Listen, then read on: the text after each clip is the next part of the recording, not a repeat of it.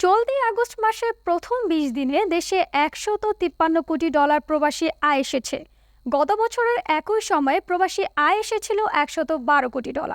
প্রায় ৩৭% বেড়েছে প্রবাসী আয়। বাংলাদেশ ব্যাংক সূত্রে জানা যায়, গত বছরের আগস্টের তুলনায় চলতি আগস্টের প্রথম ২০ দিনে প্রবাসী আয় $৪১ বা প্রায় ৩৭% বেড়েছে।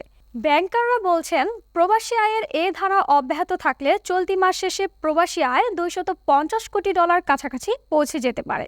এখন পর্যন্ত প্রবাসী আয় আসার যে ধারা, তাতে প্রতিদিন গড়ে $৭.৫ কোটি বেশি দেশে আসছে। বর্তমানে এ ধারা অব্যাহত থাকলে মাস শেষে প্রবাসী আয় $২৩৫ কোটি ছাড়াবে। যদি সেটিও হয়, তাহলে চলতি বছরের মধ্যে দ্বিতীয় সর্বোচ্চ প্রবাসী আয় আসার রেকর্ড হবে আগস্টে।